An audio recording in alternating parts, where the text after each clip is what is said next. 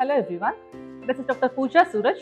Ideally, for optimal IVF success, we will have to look after the endometrium before any embryo transfer. So there are two types of embryo transfer such as fresh and the frozen. In the fresh embryo transfer, we do pick up the eggs such as oocyte retrieval, we do pick up in the same cycle and then we transfer the embryo in the same cycle. So ideally for these things, we'll have to check for the uterus before all this procedure is starting. That is before starting the stimulation and proceeding with the embryo transfer. For the frozen embryo transfer, we can check the uterus even after doing the ovum pickup or the egg retrieval.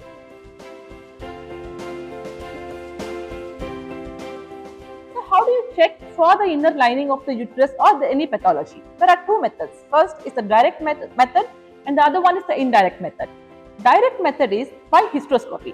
So in hysteroscopy, what we do is it's a minor procedure where we insert a camera inside the uterus vaginally and then we visualize the uterus. The lining of the uterus can be checked, if there are any polyps can be checked, or fibroids or septums, or if there are any adhesions or if there is any chronic inflammation. So these adhesions and everything may be caused because of tuberculosis or any previous surgeries which might have been done before such as DNC. So hysteroscopy is ideally the best method because we can visualize as well as we can correct or resect if there is any septum or any minor corrections can be done in the same setting itself. So it's a diagnostic as well as therapeutic. So coming to the indirect methods, we have two things, that's ultrasound and the X-rays. Ultrasound is where we visualize either through the abdominal scan or through the vaginal scan. We visualize the endometrial lining, or any muscle pathologies, if there are any fibroids or polyps or anything.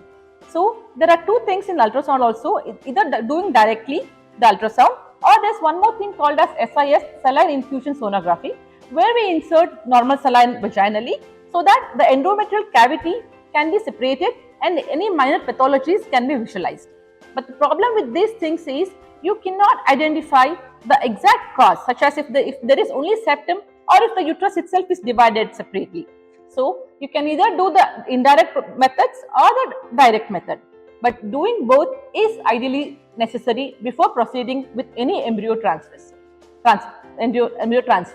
So either fresh or frozen embryo transfer or before any naturally trying if there is infertility for a long period.